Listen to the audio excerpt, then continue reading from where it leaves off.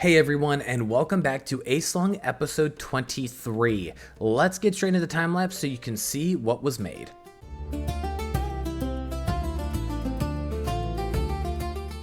Alright, and in today's video, I made 3 new buildings, as you're going to see here, 2 of which are going to be houses, and the third is a very small bookshop. Now, we are continuing the area around the Royal Docks, where, as I said in the last video, is going to be completely surrounded with housing, shops, and the like. The area is meant to be very tight in terms of structural space, but it is also a nicer end of the city due to the people coming in and out of the area. Like you have royalty, you have very wealthy individuals coming into this port, so you want the surrounding area to kind of reflect that. Now, as always, the buildings are constructed using a stone base with wooden walls, but there is a mixture of stone walls as well to add a little bit of variation. Now, I want to add a good bit of diversity to these docks, whereas other sections of the city look kind of similar to each other. Now, this is because this area should stand out. It should be a nice focal point for the city and for this area in particular.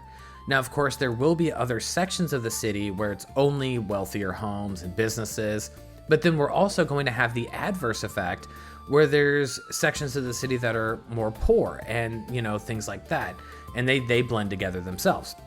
So the goal is to really keep the city unified while also creating unique areas that are not only interesting to explore, but that also blend together into a cohesive environment while you're walking around. Now, Aeslung still has a very long way to go, but I would say the city is about 40% completed. So that's actually a really awesome and pretty big milestone. Now, the other parts of the city will wrap around the mountains with a lot of verticality. So there's going to be sightlines no matter where you walk. There's going to be just layers upon layers of the city building all the way up. And it's going to look really just fantastic at the end of it. So anyways, like I said, I'm keeping it short. I hope you enjoyed the time lapse. I'm going to put on some music and I'll meet you again for the walkthrough.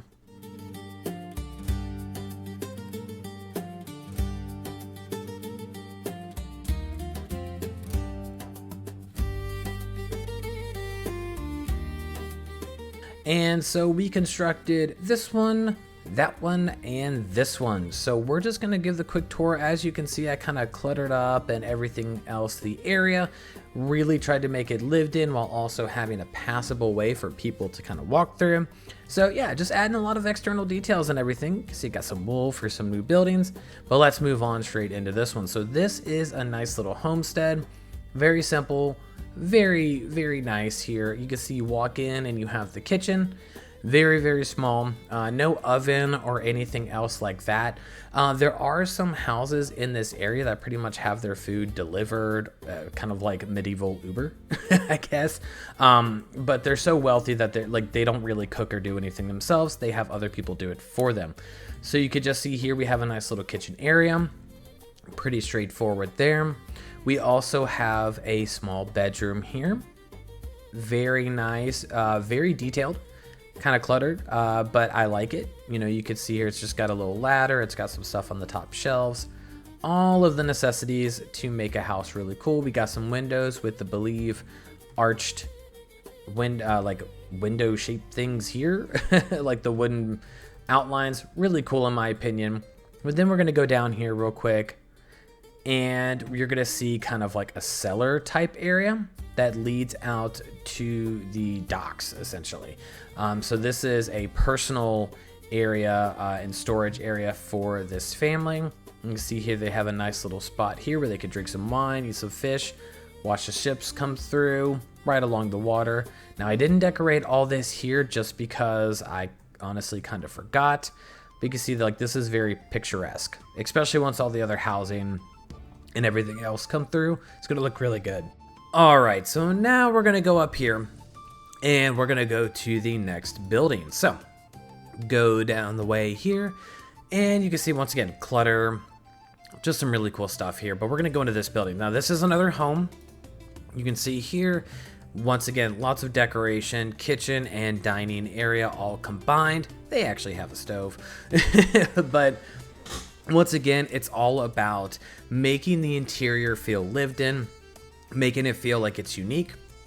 And I really feel like this one accomplishes that. You know, you can see there's lots of detail. There's some color mixed in with the neutrals. I think it just comes out really well. Then you go here and you have the bedroom. You can look out into the street there.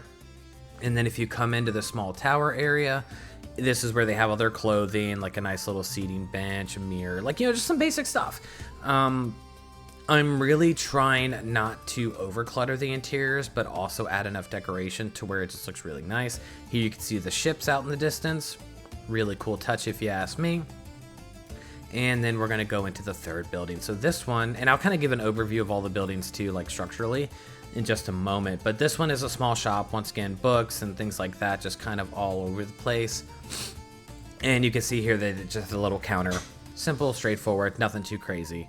If you go through here, a small little hallway, and then this just leads down to that same area. So I decorated down here a little bit. And then when you walk out, there's no door because I forgot to put it in, and then you meet up. So they kind of share this deck area, which I think is really, really cool. So once again, these are the houses. So I kind of want to give you like a basic overview of how it works. So once again, as I said before, you know, a lot of stone bases, brick bases with wood walls on the top part. This is a mixture of wood and stone. So it looks really nice. And of course, they're very decorative. They're meant to kind of stand out and kind of be right there for you. So same thing with this one. We have the stone base, the tower, all of that here. Very similar to how these other ones are built, kind of along the wall. Some go into the water, some don't.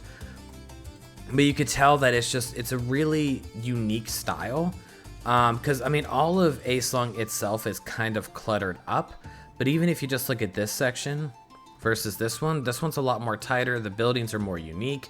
There's more of a style adherence here. And I'm really digging it, and I'm really liking how it's going to be. Now, of course, Aeslung, the docks here are going to keep stretching out. I mean, this is just templates. I'm probably going to change those shapes. But the housing is going to go all the way out here on each side. And then this is going to be like a giant lighthouse with some movable gates to control the water level inside of this. And then, of course, we're going to have two very large lookout towers as well. Kind of keep security on the whole area. But yeah, so that's pretty much that. And like I said, I'm really digging it. I think it's awesome. And I can't wait to, you know, keep going around with it. But as always, thank you so much for watching. I know this was a shorter video, so I do appreciate your time. And I'll definitely be around for episode 24 coming up probably in about a week or so. So thanks again so much. This is Legendary Porpoise signing off. Have a good day. Happy gaming. And I'll catch you again for the next one.